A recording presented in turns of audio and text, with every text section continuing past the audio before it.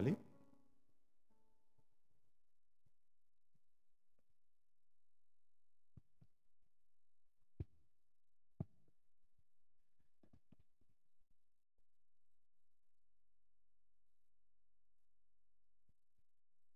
Saudara-saudara yang dikasihi Tuhan, tadi MC sudah mengantar kita untuk merasakan, sadar atau tidak sadar, MC telah mengantar kita dengan beberapa pertanyaan-pertanyaan tadi untuk masuk mendiagnosa pemeliharaan Tuhan dalam hidup kita.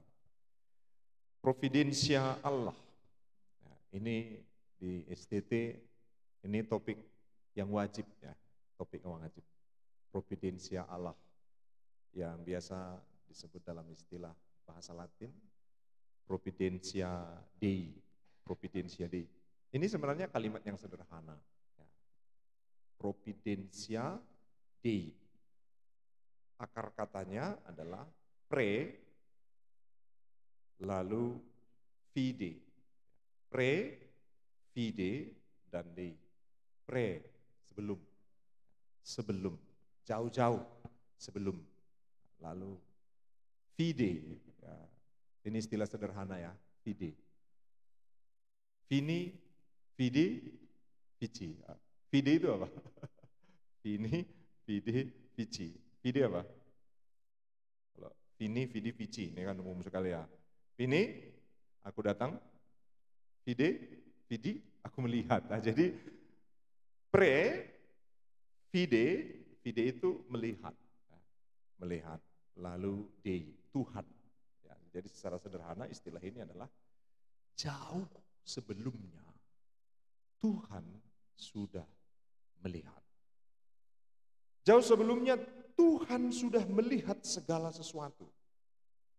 Lalu kalau Tuhan jauh sebelumnya sudah melihat segala sesuatu, apakah yang akan Tuhan lakukan? Tuhan merencanakan dan mempersiapkan dan menyediakan segala sesuatunya dalam hidup kita, dan bukan hanya dalam hidup kita sebenarnya, tetapi dalam segala sesuatu, untuk segala sesuatu yang Dia sudah ciptakan.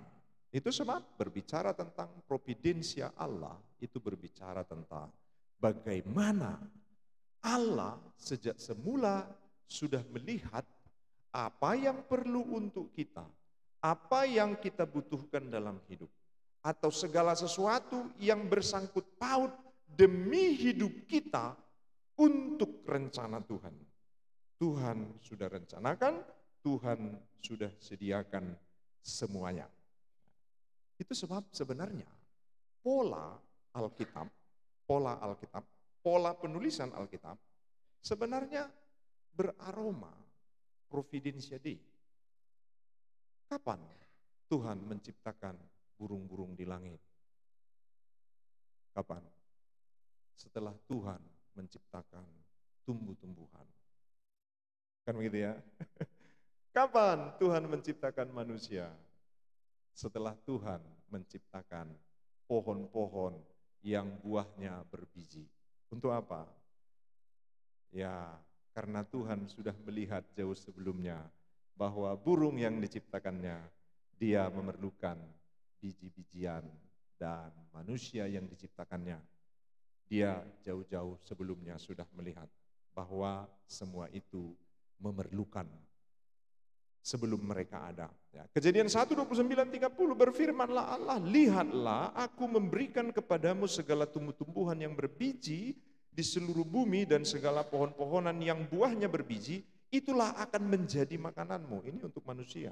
Tetapi kepada segala binatang di bumi dan segala burung di udara dan segala yang merayap di bumi yang bernyawa, kuberikan segala tumbuh-tumbuhan hijau menjadi makanannya, dan jadilah demikian. Jadi sangat jelas ya saudara bahwa pola penulisan Alkitab, Tuhan mewahyukan firman ini menyatakan bahwa Tuhan adalah Tuhan yang memelihara segala ciptaannya, dan itu ada dalam pola providensia. Jauh sebelumnya Tuhan sudah tahu dan Tuhan sudah persiapkan. Dan ini mengalir terus dalam kehidupan orang percaya. Yang belum bekerja, orang percaya yang lain bilang apa? Percayalah, Tuhan sudah siapkan pekerjaan untukmu. Atau sudah jarang mendengar kalimat itu? Yang belum bertemu dengan pendamping hidup, orang percaya yang lain bilang apa sama kita? Percayalah bahwa Tuhan sudah menyediakannya. Atau ada yang agak teologis lagi, apa? Tuhan sedang membentuknya, belum siap. Kan gitu. Ada yang begitu. Enggak ya, jarang ya. Itu kalau sudah PA kali lah itu. Udah PA-nya, udah eksposisinya udah dalam kali lah itu kan. Tuhan sedang membentuknya, makanya belum dibawa. Karena kalau Tuhan sudah membentuknya, baru nanti dibawa. Kayak Hawa, dibentuk dulu baru dibawa kan itu. Selesai dulu baru dibawa. Atau yang agak menghibur, ya kan? Agak menghibur. Apa? Ya, pokoknya sebenarnya dia sudah disiapkan Tuhan. Hanya saja Tuhan ingin mempersiapkanmu juga supaya lebih siap. Itu agak menghibur juga itu kan. Nah, dan itu bisa benar kalau kita melihat bahwa Allah itu adalah Allah yang pemelihara dalam pola, dalam bentuk providensia. Jauh sebelumnya dia sudah melihat itu dan dia tahu kita membutuhkan itu dan dia sudah mempersiapkan semua itu dengan baik.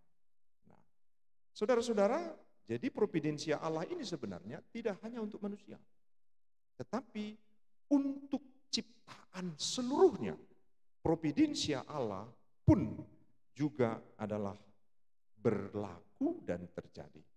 Tetapi ada dua kisah yang sangat familiar, yang di sana begitu kental sekali pemeliharaan Tuhan atau providensia Allah. Karena apa? Karena mereka sendiri mengungkapkannya. Secara verbal, orang yang dikisahkan dalam Alkitab itu menyebutkannya providensia Dei. Mereka menyebutnya providensia Allah. Ada dua kisah besar itu. Kisah pertama siapa? Yang pertama adalah Abraham. Yang dalam bahasa Ibrani, dia menyebut providensia Dei dengan Jehovah Jireh. Kapan itu terjadi? Dalam Kejadian 22 ayat 7 dan 8, lalu berkatalah Ishak kepada Abraham ayahnya. Ini ketika dia sudah bawa Ishak. Kayu api sudah dibawa, api sudah dibawa. Nah, mereka akan pergi ke gunung Moria untuk mempersembahkan Ishak, yang mana itu hanya Abraham yang tahu. Lalu Ishak bertanya,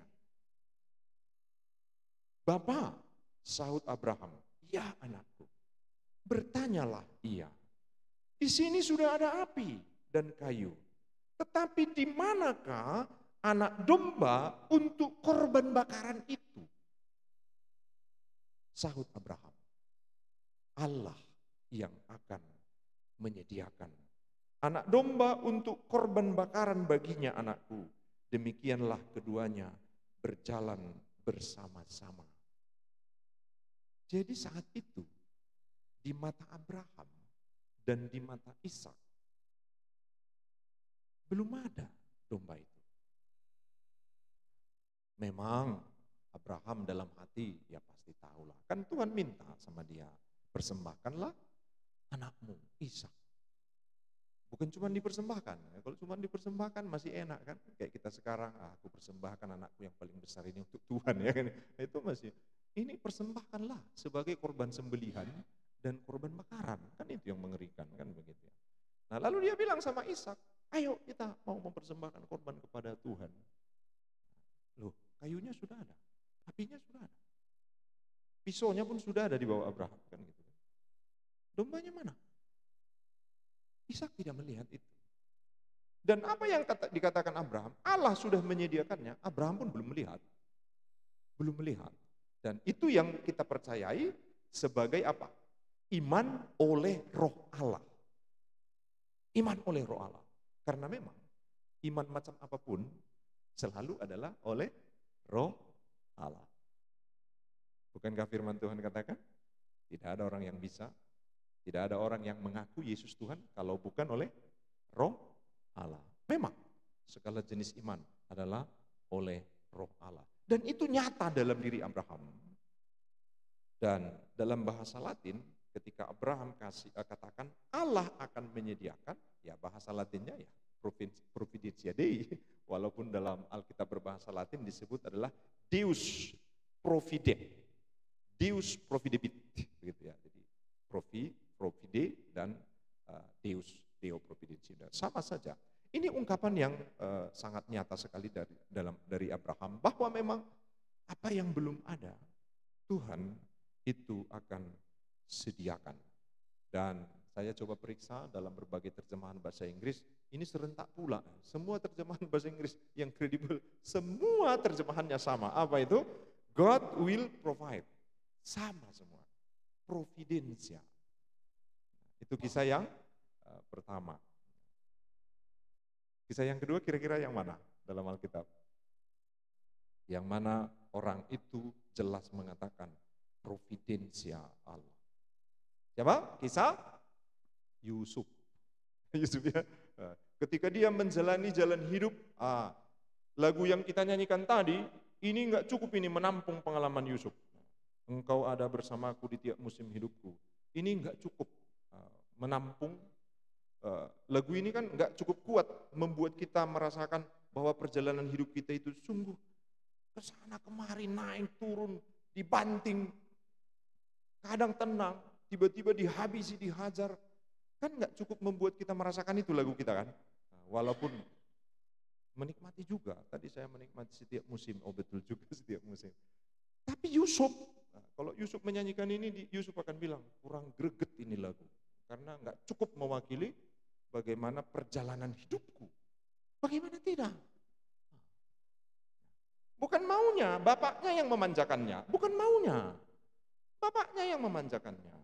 Lalu dikasih jubah istimewa, kan begitu. Nah, sikap orang tua, sikap bapaknya membuat saudara-saudaranya menjadi iri.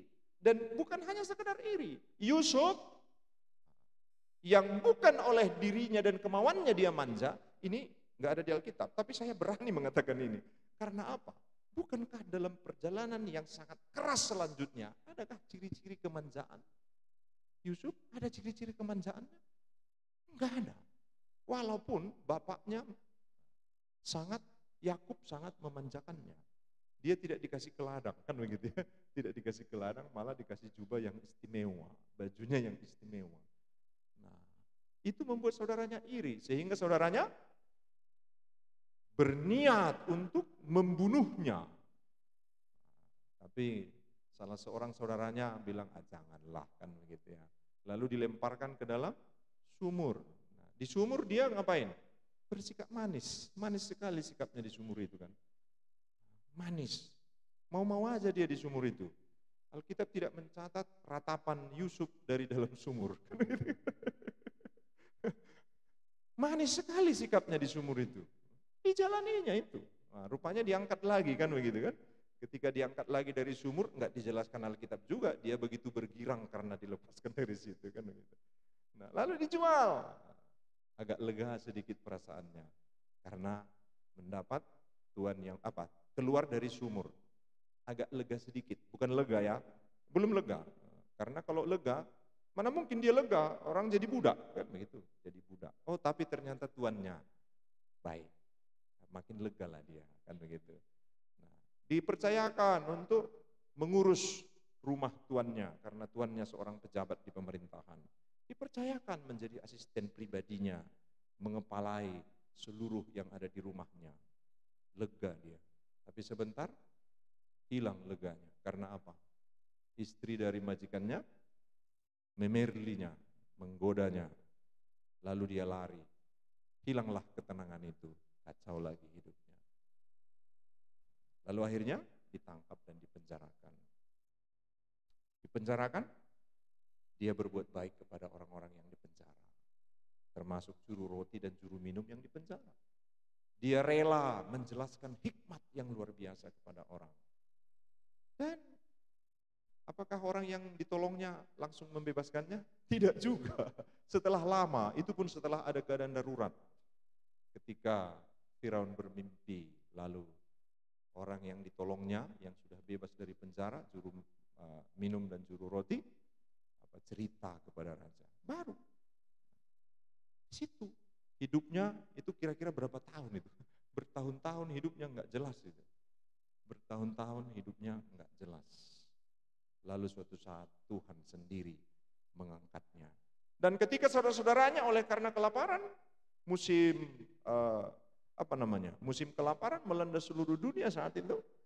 Ya, dengan jalan Tuhan, saudara-saudaranya dengan uang yang mereka miliki pergi ke Mesir untuk beli gandum. Disitulah perjumpaannya dengan Yusuf. Dan ketika mereka berjumpa, saudara-saudaranya yang telah menjahatinya merasa bersalah. Tetapi apa kata Yusuf? Apakah kata Yusuf kepada mereka? Kejadian 22, Kejadian 45 maksud saya. Kejadian 45 ayat 5. Tetapi sekarang, ini kata Yusuf, janganlah bersusah hati dan janganlah menyesali diri karena kamu menjual aku ke sini. Sebab untuk memelihara kehidupanlah Allah menyuruh aku mendahului kamu. Ini kesaksian iman dari Yusuf tentang pemeliharaan atau providensia Allah. Untuk memelihara siapa? Untuk memelihara kehidupan. Jadi Yusuf ini punya visi yang sangat luar biasa. Dia tidak bilang untuk memelihara kalian, tidak. Tapi untuk memelihara kehidupan. Sebab memang yang terpelihara oleh proses yang sangat mengharu-birukan itu, yang dialami Yusuf itu, yang terpelihara lewat sejarah hidupnya yang pasang surut itu, memang semua terpelihara. Bukan hanya keluarganya, saudara-saudaranya dan ayahnya. Bukan hanya itu, tetapi juga orang Mesir. Bukan hanya orang Mesir, tetapi juga seluruh ternaknya Firaun. Kehidupan memang terpelihara oleh Yusuf. Dan inilah menjadi salah satu model dari kisah-kisah yang happy ending.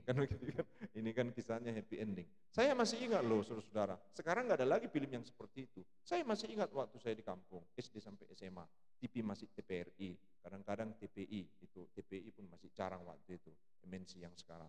Saya ingat, nggak ada film yang nggak kayak gitu, semua film kayak gitu. Film apapun kayak gitu. Awalnya susah-susah dulu, menderita dulu, merantau, baru berhasil. Happy endingnya selalu begitu. Nah, setelah zaman-zaman sekarangnya ada film set endingnya. Kalau dulu mana ada film set ending? Semua pasti begitu. Dan itu sangat memberkati orang kampung. Sehingga orang kampung banyak yang sampai lari dari kampung untuk meniru kehidupan yang di film itu. Nah, bersusah-susah, sakit-sakit, dan separohnya berhasil pulang pulang sebagai orang berhasil, dan separohnya nggak tahu ceritanya macam mana, kan begitu. Nah, jadi kisah Yusuf luar biasa indah, dan dalam iman dia bilang ini adalah providensia Allah. Lalu dari situ kita melihat ada sedikit perbedaan antara Yusuf dan Abraham. Apa bedanya? Itu sebab saya tidak keberatan kalau bapak orang beriman adalah Abraham, bukan Yusuf. Walaupun Yusuf sama-sama dengan Abraham punya pengakuan iman, Allah yang memelihara. Perbedaan mereka berdua apa? Yusuf mengalaminya dulu baru bersaksi. Abraham belum ada dombanya. Belum ada, tapi dia bersaksi. Kira-kira kita dalam kehidupan kita cenderungnya tipe yang mana? Tipologi Abraham atau tipologi Yusuf? Nah, kalau saya jujur aja, saya tipologi Yusuf. Nah, karena udah dijalani semua, maka sekarang bersaksi. Tuhan itu luar biasa memelihara. Sebenarnya kan itu iman yang agak di bawah lah sedikit itu kan. Karena iman yang hebat itu adalah yang berkata bahwa Allah memelihara walaupun belum ada tanda-tandanya. Beranikah yang masih jomblo berkata begitu? Allah akan memberikan walaupun belum ada tanda-tanda. Sama sekali belum ada tanda-tanda. Pekerjaan Allah akan berikan, belum ada tanda-tanda apapun. Justru tanda-tanda tidak ada kerjaan yang ada. Tapi berani berkata, Allah akan menyediakan. Beranikah? Nah, jadi dua ini sama-sama berbicara tentang providensia Allah. Tapi mereka berdua ada perbedaan. Abraham bicara tentang pemeliharaan Allah, walaupun belum ada tanda-tandanya. Bahkan hampir tak ada tanda-tandanya. Karena di benak Abraham kan jelas, kaunya dombanya, kan gitu kan. Tapi dia berkata begitu. Tapi dua-duanya luar biasa, ya, luar biasa. Karena apa? Menjadi kesaksian bagi kita sekarang tentang providensia Allah. Menjadi kesaksian bagi kita sekarang tentang providensia Allah, pemeliharaan Tuhan. Lalu saya mengajak kita untuk lebih lagi jangkauan providensia Allah. Bagaimana jangkauan providensia Allah ini? Bagaimana jangkauannya? Saya sering katakan begini, kalau pendeta bercerita tentang providensia Allah, nggak usah dengarkan serius. Karena apa? Agak berbeda pemeliharaan Allah atas pendeta dengan yang bukan pendeta. Betul. Sekiranya tadi saya kemari, kempes ban sekali dua, nggak ada cukup ban serap, saya tinggal upload status saja, kempes ban bah dua-duanya. Sebentar lagi datang bantuan itu. Jadi kalau kawan-kawan yang bikin status kayak gitu, paling nanti yang datang, dekat situ ada yang tempel ban, dorongkanlah sedikit, kan gitunya paling kan. Gitunya kan. Yang ku tahu dekat-dekat situ ada tempel ban, dorongkanlah sedikit, kan itu ya paling kan ya. Tapi kalau udah pendeta yang buat begitu, langsung datang nanti. Atau Pak Pendeta naik aja, kami antar, mobilnya biar tinggal, sini kuncinya, nanti kami antar ke rumah, kan gitu kan. Nah, gitu biasanya. Nah, itu pemeliharaan Allah, oh iya pemeliharaan Allah juga itu kan. Nah, tapi kurang keren itu, kurang keren. Nah, karena tidak begitu mengharu biru itu terlalu smooth. Nah, itu kurang keren itu. Maka saya sering bilang, kalau saya bersaksi dengarkan setengah telinga aja, nggak usah dua-duanya. Karena agak sulit juga mengalami seperti itu kan, kecuali jadi pendeta lagi, jadi pendeta juga. Nah, tetapi semua Tuhan bisa nyatakan tentang pemeliharaan Allah. Kita mau melihat jangkauan providensia Allah. Yang pertama yang mau saya sampaikan adalah bahwa Allah mempunyai providensia secara total atas seluruh ciptaannya. Allah mempunyai providensia secara total atas seluruh ciptaannya. Ini boleh kita sebut sebagai providensia umum. Providensia umum. Kenapa dikatakan atas seluruh ciptaannya?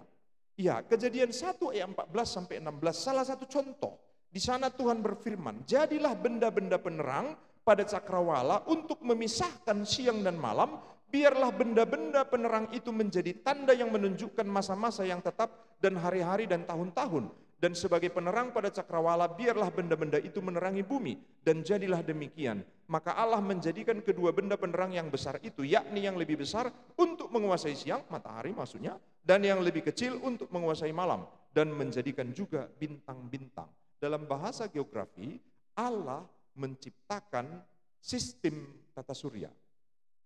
Sehingga ada pagi, ada malam secara beraturan. Ada minggu, ada bulan, dan ada tahun. Sebelumnya benda-bendanya sudah ada? Sudah.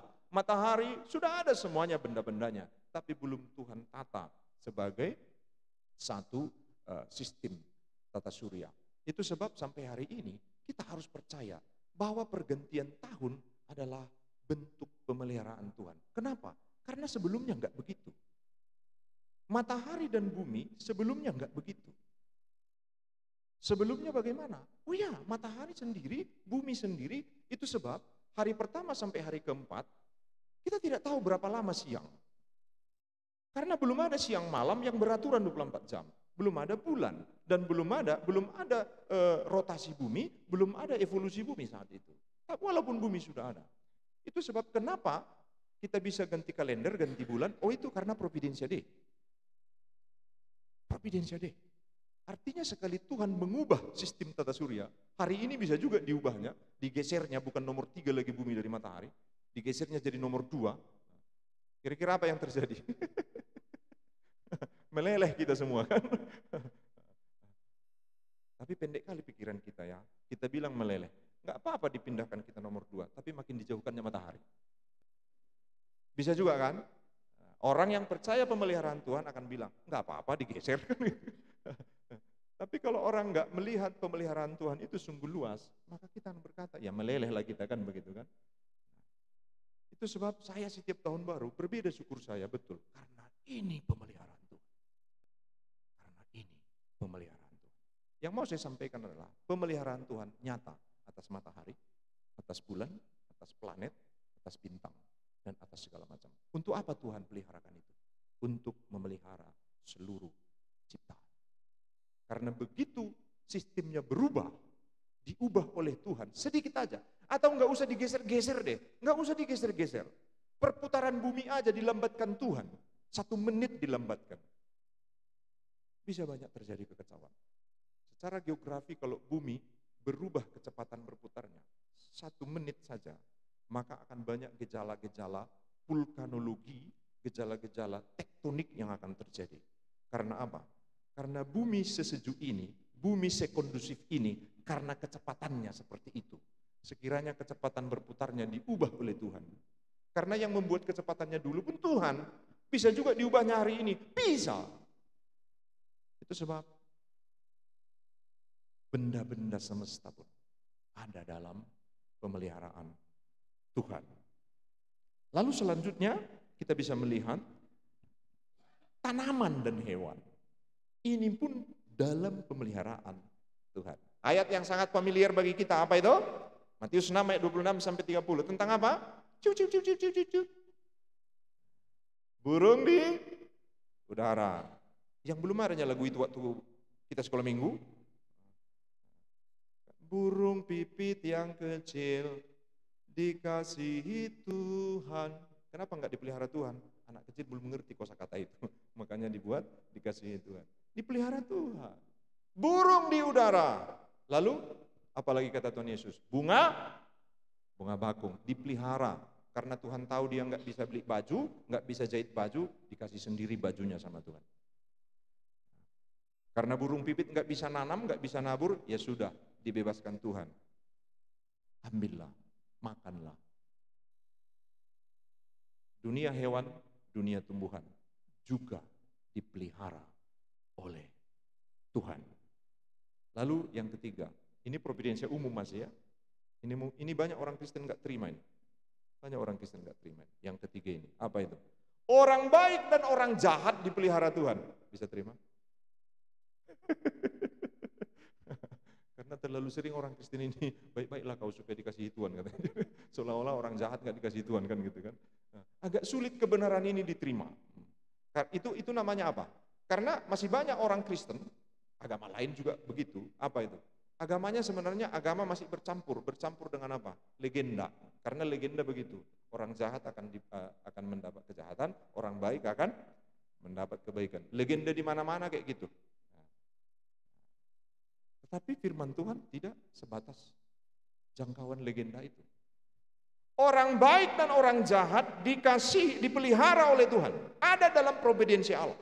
Matius 5 ayat 45, karena dengan demikianlah kamu menjadi anak-anak Bapamu yang di surga, yang menerbitkan matahari bagi orang jahat dan yang baik, dan menurunkan hujan bagi orang yang benar dan orang yang tidak benar. Tidak benar. Jadi enggak dikhususkan Tuhan, hari ini orang-orang baik dan orang-orang benar sedang berkumpul di jalan Semencirim, karena itu di situ tidak usah dulu hujan. Di sampingnya hujan, karena apa? Yang di sampingnya kurang baik. Enggak ada kayak gitu, enggak ada. Tuhan memelihara hidup orang baik dan orang jahat. Orang benar dan orang yang tidak benar. Ini kebenaran enggak boleh kita lawan. Ini benar. Makanya harus keluar dari apa? Keluar dari teologi perbuatan. Apa itu? Bahwa siapa yang baik dikasihi Tuhan, yang enggak baik enggak dikasihi Tuhan. Dalam ayat Alkitab pun udah bertentangan itu kan. Apalagi menurut surat Paulus kepada jemaat di Roma. Di mana banyak pelanggaran, di situ banyak kasih karunia kan gitu kan. Semakin banyak pelanggaran, semakin banyak kasih karunia. Kan begitu ya. Nah, tetapi tentang providensia Allah ini, setelah kita melihat ada providensia yang umum, yang jangkauannya ke seluruhnya, seluruh ciptaan. Tetapi firman Tuhan lebih banyak bercerita tentang bahwa Allah mempunyai providensia khusus atas orang-orang percaya. Jadi posisinya antara orang percaya dengan yang tidak percaya bukan yang satu dipelihara, yang satu tidak. Bukan di situ. Yang satu dipelihara secara umum, yang satu dipelihara secara khusus. Roma 8 ayat 38 sampai 39. Kita bukalah dulu ya. Roma 8 ayat 38 dan 39. Biar kita bacakan bersama. Karena ini spesial ini. Ini adalah providensia yang spesial dari Allah untuk orang-orang percaya. Sudah ketemu? Oke, kita baca bersama. Sebab aku yakin bahwa baik maut maupun hidup, baik malaikat-malaikat maupun pemerintah-pemerintah, baik yang ada sekarang maupun yang akan datang, atau kuasa-kuasa, baik yang di atas maupun yang di bawah, ataupun sesuatu makhluk lain, tidak akan dapat memisahkan kita dari kasih Allah yang ada dalam Kristus Yesus Tuhan kita.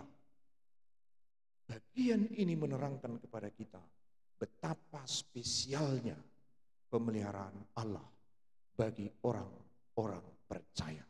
Bagi orang-orang yang ada di dalam Kristus.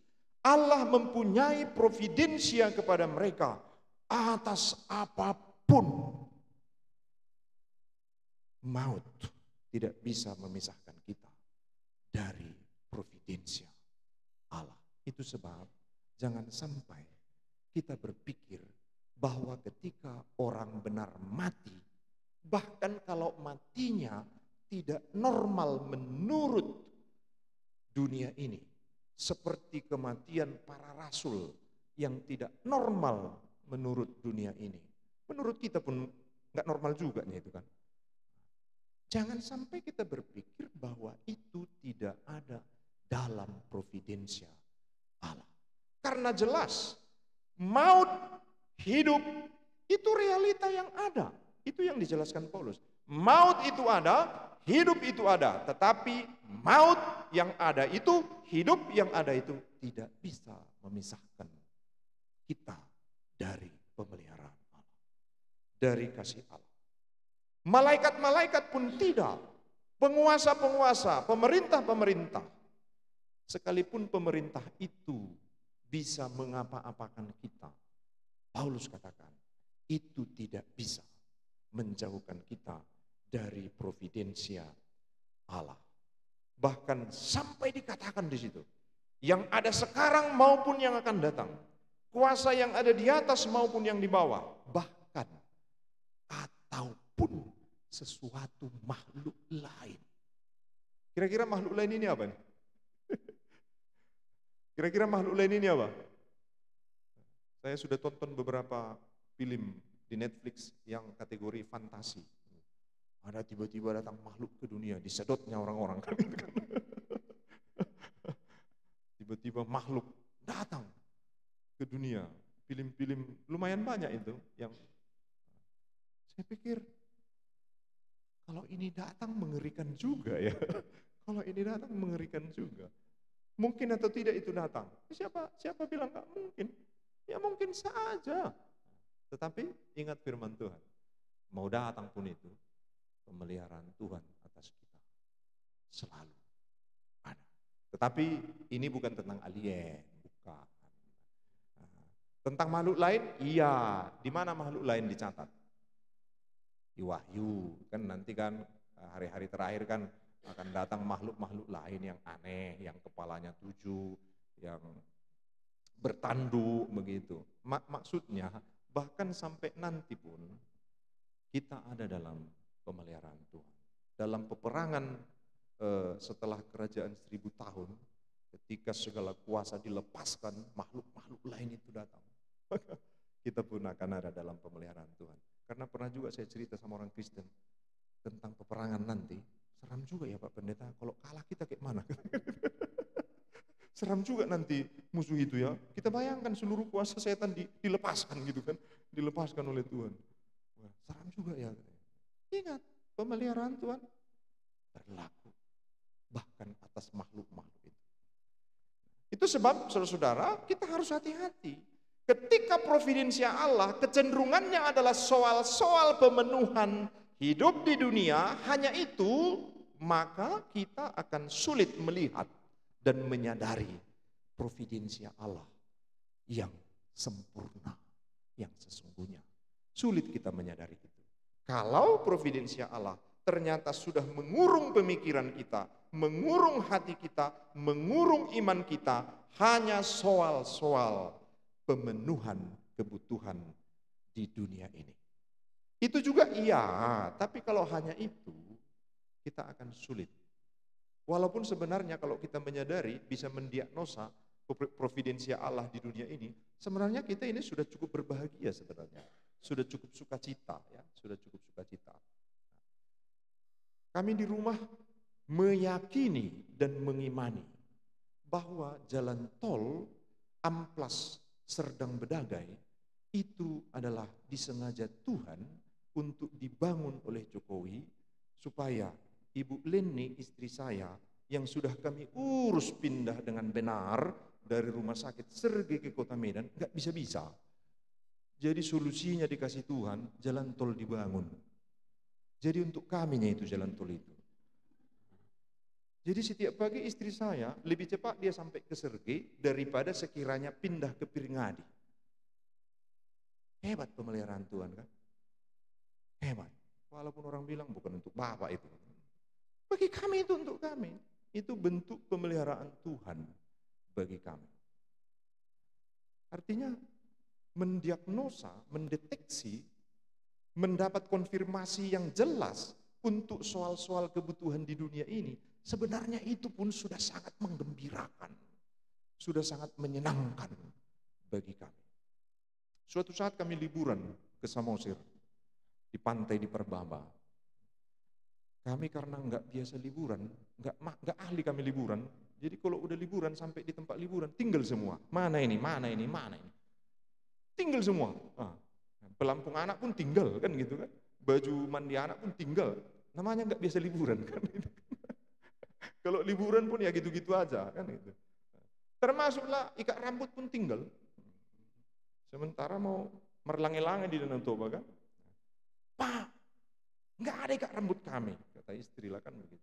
Nggak ada pula kios di situ, warung di situ kan. Kan nggak ada di hotel jual ikat rambut kan. Nah, lalu saya bilang, tenang, Jehovah Jireh, Allah menyediakan. Providensia di. Jalanlah aku tengoklah ada masker di situ, ku tariklah karetnya itu. Ku cuci, ya kan? Ku cuci ke Danau Toba. Ku ikatkan, ini pakai. Allah menyediakan. Kan berhaleluya kami selama liburan kan.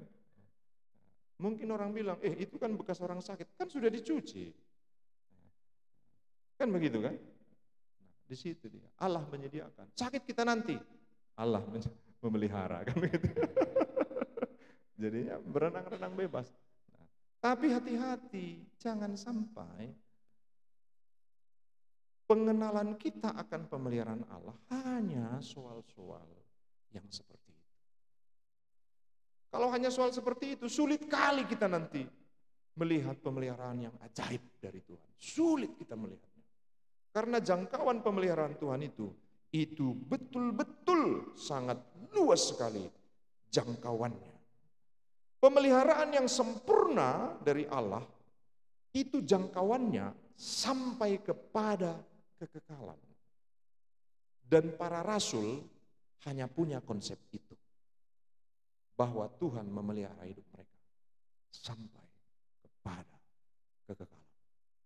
Para rasul tidak punya kesaksian seperti bus-bus yang kecelakaan, kapal-kapal yang kecelakaan. Selamat 3 orang, lalu bersaksi, Tuhan memelihara hidup kami. Karena kami selamat, yang 30 lagi enggak selamat.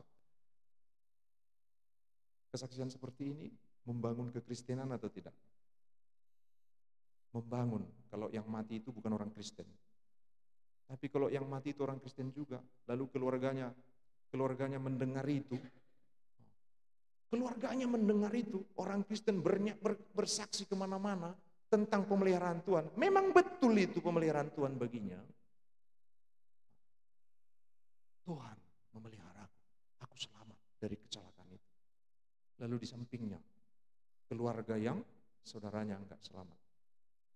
Sekiranya keluarga itu tidak punya pemahaman pemeliharaan Allah yang sempurna, dia terluka apa terhibur? Terluka ya. Jadi pemahaman kita akan providensia Allah menolong kita juga untuk tidak perlu terluka dikala dunia menganggap harusnya terluka. Ya. Untuk tidak patah hati dikala dunia berkata harusnya patah hati. Untuk tidak patah semangat, untuk terus berharap dikala dunia berkata nggak ada lagi dasar untuk berharap. Karena apa? Kita punya pengenalan bahwa providensia Allah tidak terbatas hanya ketika soal-soal hidup ini saja dan hanya ketika kita hidup di dunia ini saja. Bahkan sampai kekekalan. Providensia Allah itu sungguh nyata. Jadi sudah siap? Kalau ternyata yang dinanti-nantikan nanti adanya di kekekalan, sudah siap? Belum lah, belum ya. Karena apa? Masih panjang umur, masih ada harapan di dunia dinyatakan.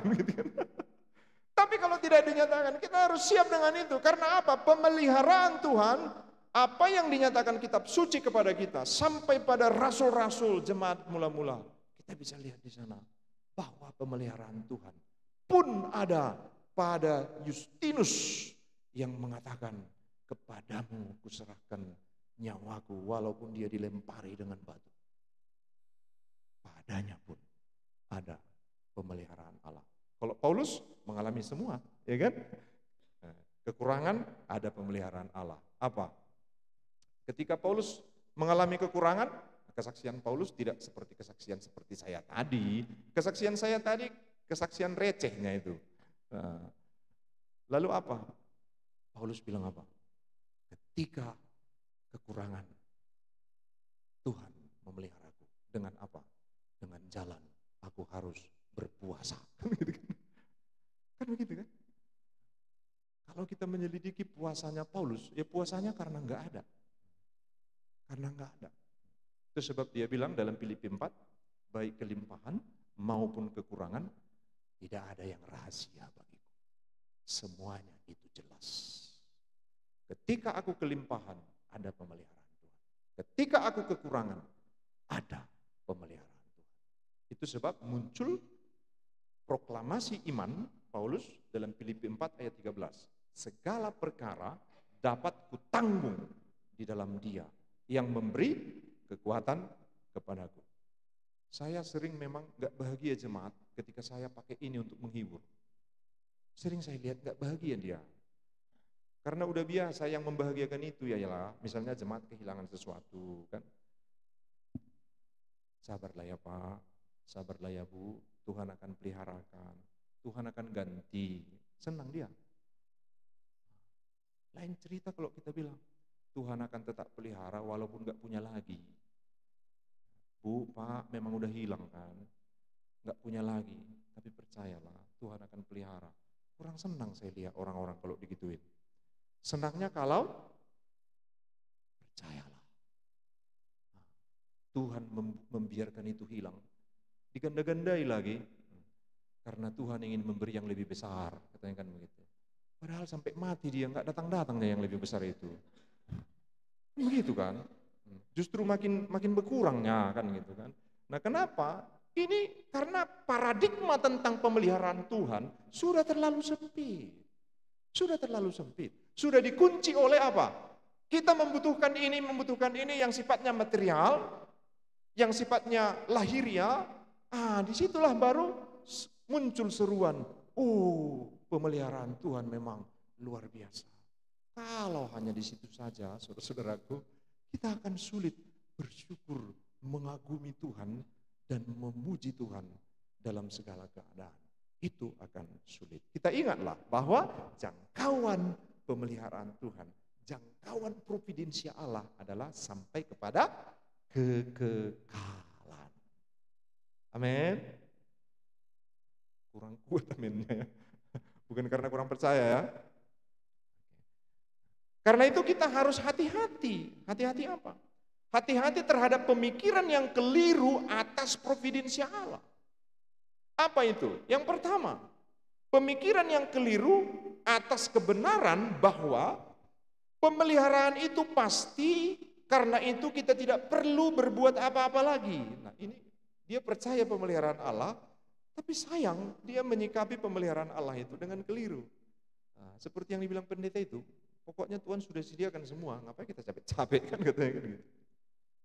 Pakai ilustrasi lagi, logikanya lah dulu Pak, katanya kan gitu. Kalau orang tua kita sudah menyediakan semuanya, masih perlu kita capek-capek lagi mencari-cari itu, katanya pula kan. Itu kalau anak yang bodoh. Kalau anak yang bijak, kaya raya pun bapaknya, dia akan tetap kuliah, dia akan tetap bekerja, dia akan tetap cari kerja, dia akan tetap buka usaha, sekalipun bapaknya kaya raya, sekalipun deposito bapaknya itu pun cuma bunganya, udah cukup untuk menghidupinya. Dia akan tetap bekerja, karena apa? Karena dia menyadari sebagai anak, dia punya panggilan. Punya panggilan. Panggilan apa? Seperti bapaknya. Bapakku pun kerja. Walaupun sudah banyak yang dia punya. Nah, pemikiran yang keliru atas pemeliharaan Allah ini adalah orang-orang yang akhirnya bermalas-malas. Tidak melakukan bagiannya dengan baik. Karena itu tadi, tenang-tenang aja. Pokoknya disiapkan Tuhan itu kan. Bersaksi pula kan gitu. Pernah kami kayak gitu katanya kan. Aku tenang-tenang aja di rumah selama setahun. Tapi ada aja jalan keluar. Hidupnya aku sampai sekarang kau tengok kan katanya pula kan. Bah, hidup ini apa cuma sekedar hidup aja kan gitu kan? Apakah hidup ini yang penting hidup kan begitu kan? Enggak begitu. Kita harus tetap percaya kepada apa yang Tuhan katakan dalam Matius 6 ayat 33. Bahwa soal pemeliharaan hidup kita adalah urusan Tuhan. Tetapi bagian kita adalah melakukan, dan melakukan. Itulah bagian kita. Sehingga antara kedaulatan Tuhan yang memelihara kita dan kebebasan kita, kehendak bebas kita, itu harus seirama dengan Tuhan. Kehendak bebas kita harus menuntun kita untuk bebas melakukan apa yang Tuhan kehendaki. Apakah itu dasar pemeliharaan? Kita nggak boleh bilang itu dasar pemeliharaan. Karena apa? Bagaimanapun, sedangkan yang tidak benar, sedangkan yang tidak percaya, sedangkan orang fasik, Tuhan kasih makan. Apalagi kita. Itu sebab kita harus buang jauh-jauh pemikiran itu.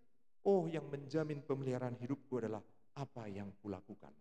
Bagaimana aku serius kuliah, bagaimana aku serius sekolah, bagaimana aku serius bekerja, itu yang akan dipakai Tuhan memelihara hidupku. Enggak begitu juga konsepnya. Enggak begitu.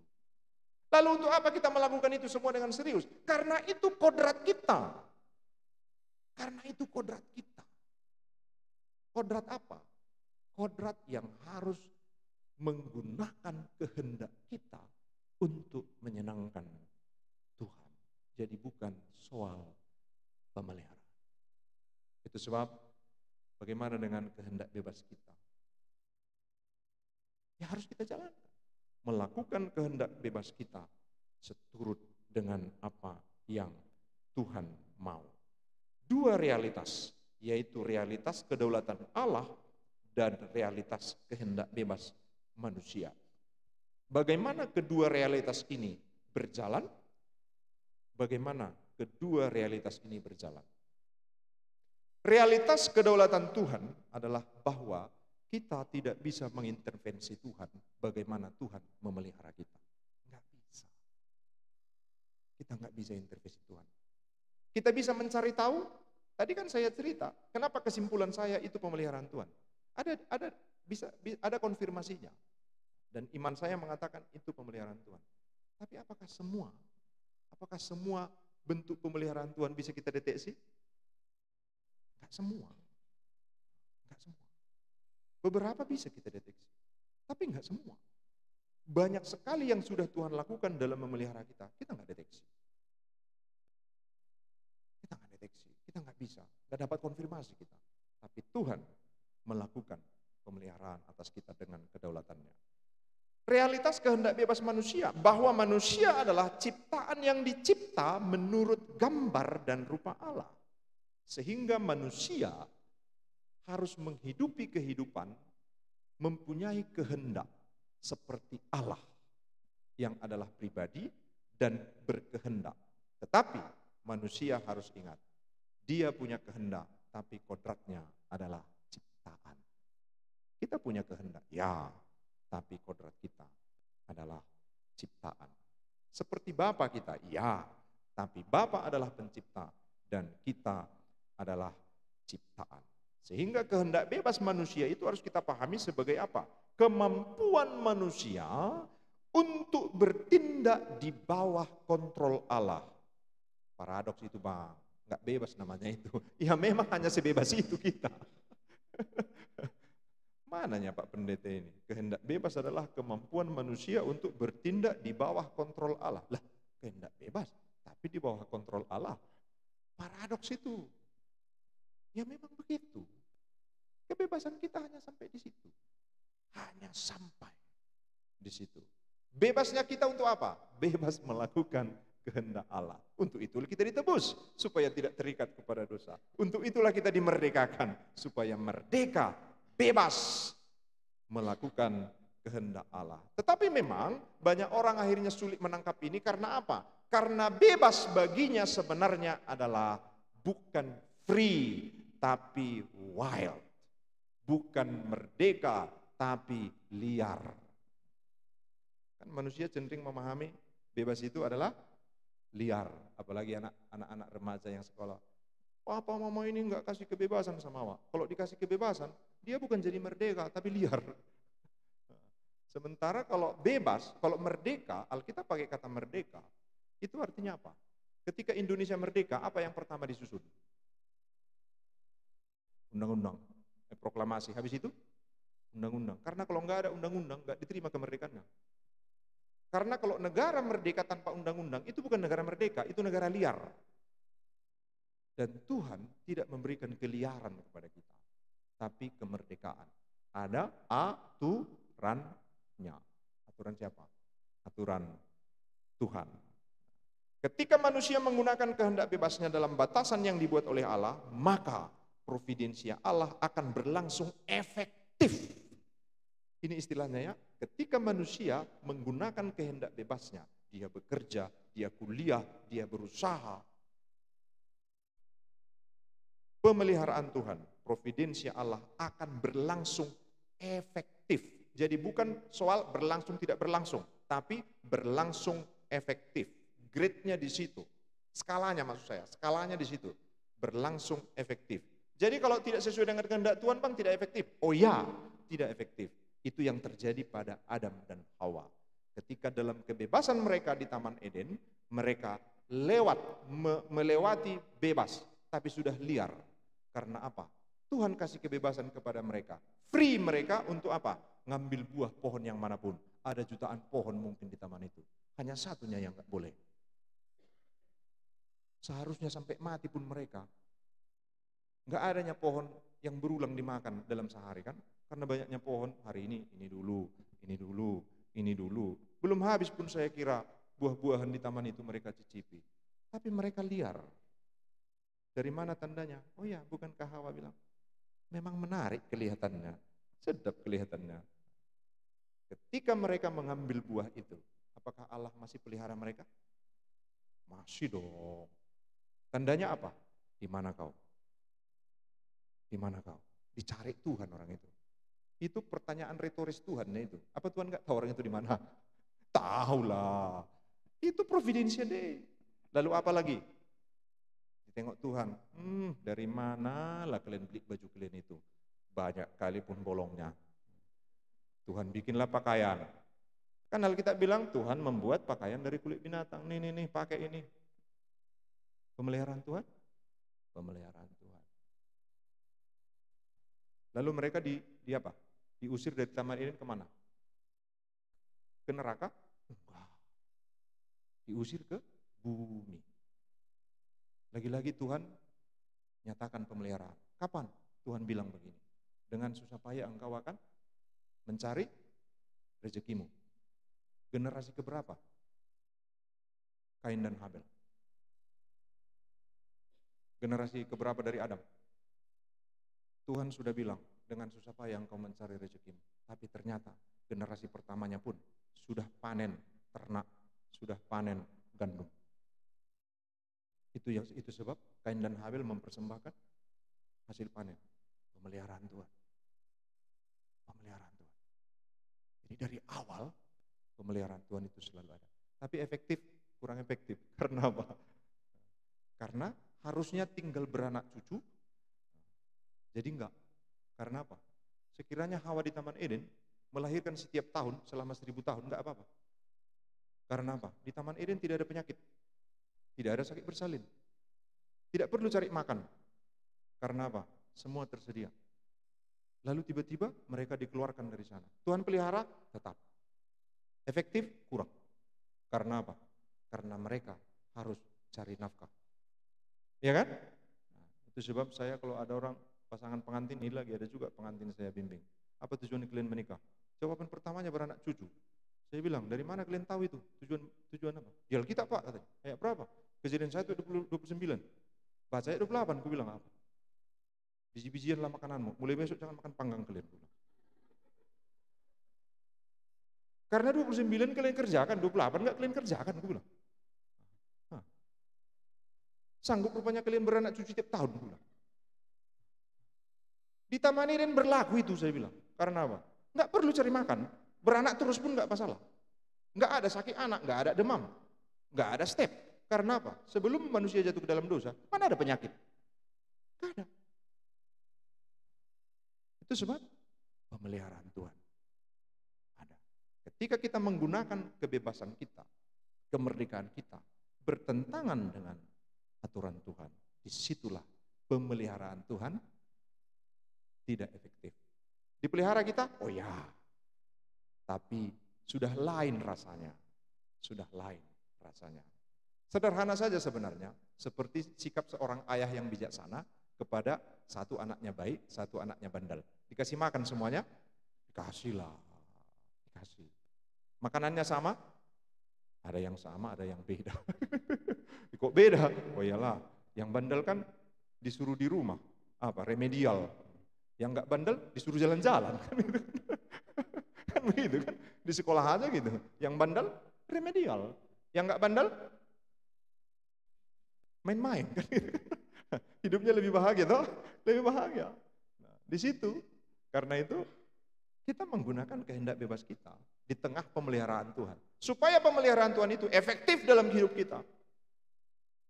Tidak berubah rasanya seperti yang Tuhan rancangkan, yang Tuhan inginkan maksud saya. Maka mari kita menggunakan kehendak kita, kehendak bebas kita itu dengan mengikuti batasan yang Tuhan sediakan. Dan akhirnya saudara-saudara, tentang providensia Allah. Ketika manusia menyadari pemeliharaan Tuhan, dia tentu akan bersaksi, Tuhan telah menyediakan. Tuhan telah memelihara. Adalah penting untuk kita, untuk mengenali, untuk mendeteksi, untuk menemukan konfirmasi nyata. Oh, inilah pemeliharaan Tuhan. Itu penting. Tetapi jauh lebih penting untuk percaya bahwa Allah itu pemelihara dan pemeliharaannya sampai kepada kekekalan. Itu lebih penting. Karena apa? Tidak mudah, tidak selalu kita bisa melihat mana tanda pemeliharaan Tuhan. Tidak selalu. Padahal Tuhan selalu memelihara kita. Ini kenyataannya. Tidak selalu kita bisa melihat bahwa tanda-tanda pemeliharaan Tuhan. Tapi Tuhan selalu memelihara kita. Karena itu apa?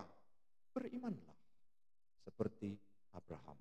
Walaupun kita tidak lihat.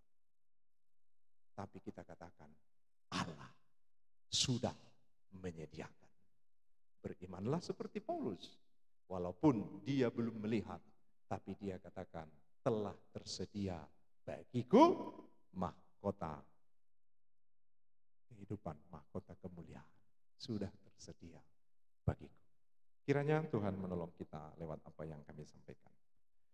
Langsungkah? Ada 15 menit? Oh langsung ya, mari. Katanya ada tanya jawab 15 menit.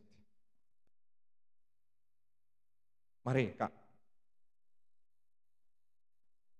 Tapi bukan liar ya, kita bebas, bukan liar. Nah, antara free dan wild ini yang sering nggak dibedakan oleh orang-orang Kristen. Bukan bebas namanya itu katanya kan. Saya pun pernah bilang kayak gitu sama guru kan. Preles katanya waktu SMA kan. Preles kan senang kita. Oh, tapi jangan ada yang keluar katanya. Emang preles tapi jangan ada yang keluar. Ya memang begitulah. Berlaku toh istilah itu free les. Bebas. Tapi jangan ada yang keluar katanya kan gitu. Nah, itu sebenarnya mendidik itu. Coba preles katanya, nggak ada aturan. Apa yang terjadi? Bisa-bisa nanti sepatunya di tiang bendera itu kan. Nah begitu. Begitu ya kakak ya. Memang begitulah kehendak bebas kita. Ya. Orang percaya ya, orang percaya kehendak bebasnya seperti itu. Ada lagi? Sudah? Oh mari Bang.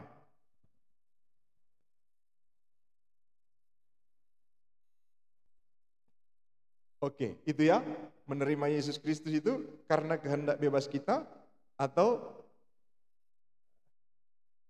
oke, wah ini pertanyaannya ini antara Armenian atau Calvinis itu ini. Armenian atau Calvinis. Armenian itu apa? Ya Tuhan tawarkan kepada kita keselamatan, kalau kita nggak mau ya nggak selamat juga kita kan gitu kan. Harus ada bagian kita. Harus ada bagian kita, itu Armenian itu. Lalu Calvinis bilang apa? Calvinis bilang apa? Mau kau tolak pun, kalau Tuhan ingin menyelamatkanmu, kau akan mengaku percaya. Kau enggak terima atau tidak. Contoh nyatanya siapa? Paulus. Paulus tidak mau percaya kepada Tuhan Yesus. Tapi Tuhan bilang apa? Enggak bisa. Aku yang memiliki hatimu. Dan itu yang dinyatakan dalam Injil Yohanes 6 ayat 44. Ya, ini jawabannya Bang. Yohanes 6 ayat 44. Tidak ada seorang pun yang dapat datang kepadaku jikalau ia tidak ditarik oleh Bapa yang mengutus aku, dan ia akan kubangkitkan pada akhir zaman. Jadi kita ini percaya karena ditarik. Karena ditarik. Sudah ikut training EE? Salam Romawi tahu? Tahu ya? Kalau kita lepas nggak? Enggak. Karena Tuhan sudah tarik kita. Jadi ketika kita percaya, Paulus bilang dalam 1 Korintus, itu adalah karena oleh Roh Kudus. Itu sebab hidup orang percaya adalah bersyukur. Karena apa? Kita menerima anugerah itu 100%. Bulat. Kalau Armenian bilang, enggak, kalau enggak percaya kita enggak selamat juga, tergantung kita. Kalau itu berarti anugerah 99%. 1% harus ditambah dengan kemauan kita. Nah di situ ya Bang. Jadi firman Tuhan katakan, ya sekiranya kita enggak mau pun, kalau Tuhan bilang ya enggak bisa, kau harus percaya. Percaya juga kita. Karena apa? Tuhan ingin memberikan providensia spesial untuk kita. Ya, kalau yang lain nanti cuma dikasih hujan aja sama apa? Pemeliharaan umum. Nah, gitu ya Bang? Oke, maka hidup kita ini bersyukurlah. Bersyukur kenapa? Kalau nggak diselamatkan aku kayak mana pula? Kalau nggak Tuhan menarik aku, Roh Kudus nggak menuntunku untuk percaya, macam mana lah hidupku ini? Makanya kita terus bersyukur kepada Tuhan. Bersyukur. Dipelihara pula, kan gitu ya? Dipelihara pula. Oke. Habis waktunya ya Kak? Masih ada? Oh masih ada satu lagi.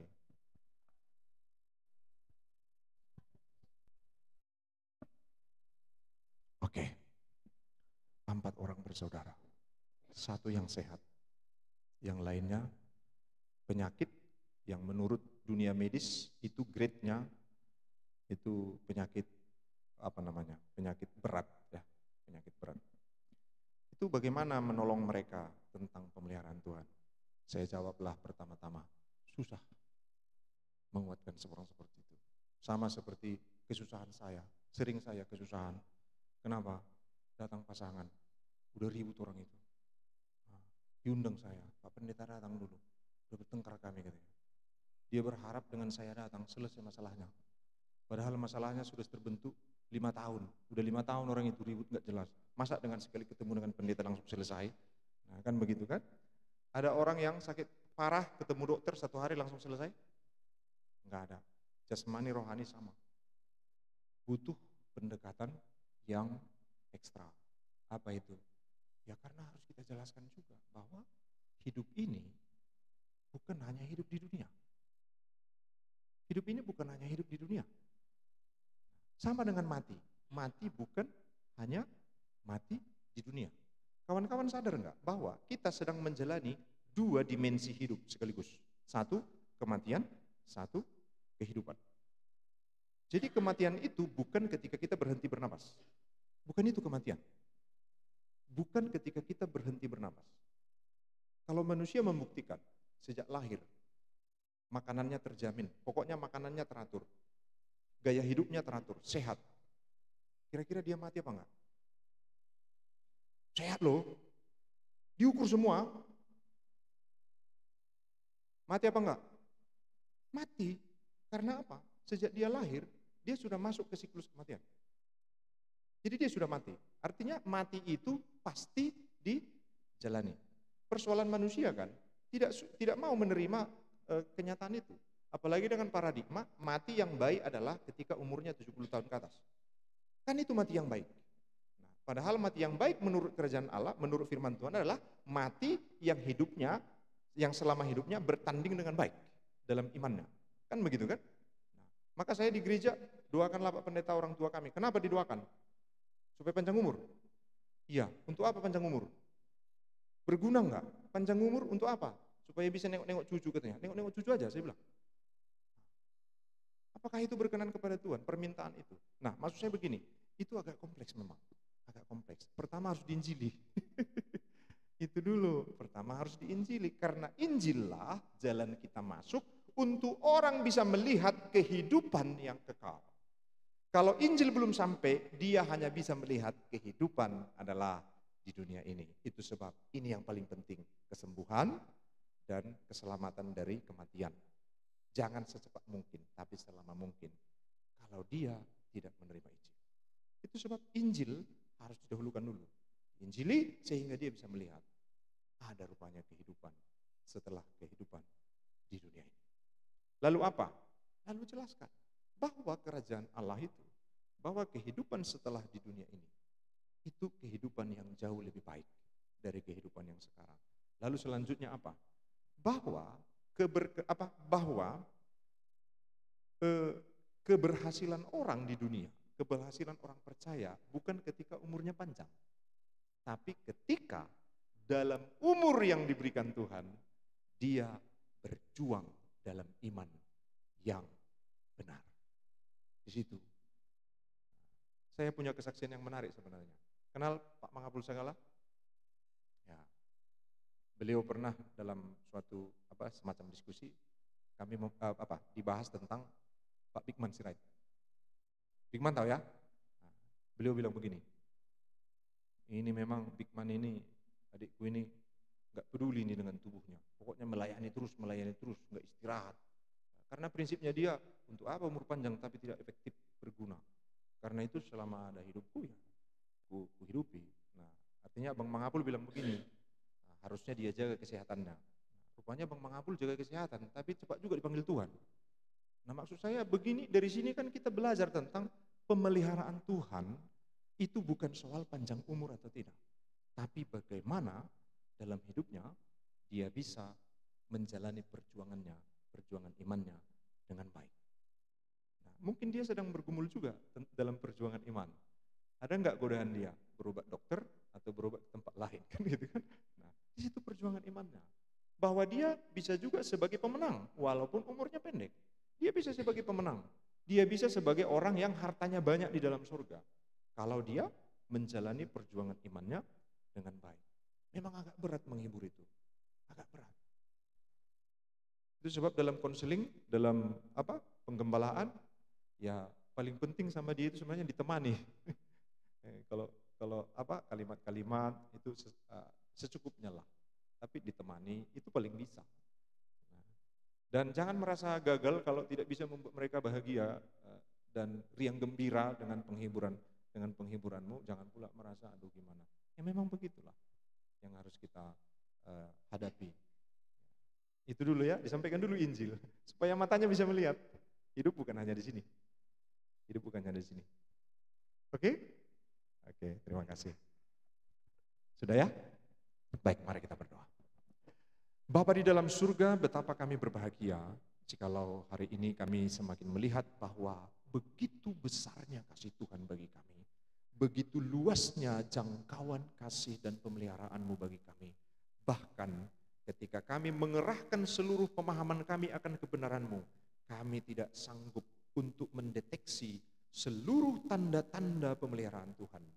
Dan terima kasih, di tengah ketidakmampuan kami mendeteksi seluruh tanda-tanda pemeliharaan Tuhan, firman-Mu menyatakan kepada kami, yang pasti Tuhan selalu memelihara hidup kami. Bapa di surga, tolonglah kami untuk percaya sungguh kepada Tuhan, bahwa atas setiap musim dalam hidup kami, pemeliharaan-Mu selalu ada. Selalu pasti ya Tuhan, tetapi Engkau yang maha bijaksana akan menyatakan pemeliharaan-Mu itu dengan cara-cara yang terbaik menurut hikmat Tuhan. Bapa, kami memohon supaya Tuhan menolong kami. Entah kami bisa melihatnya atau tidak, tapi kami percaya hidup kami sedang dipelihara oleh Tuhan dan akan terus dipelihara oleh Tuhan sampai kepada kehidupan yang kekal. Terima kasih Bapa di surga, kami berdoa dan bersyukur dalam nama Yesus, Tuhan dan Juru Selamat kami. Amin.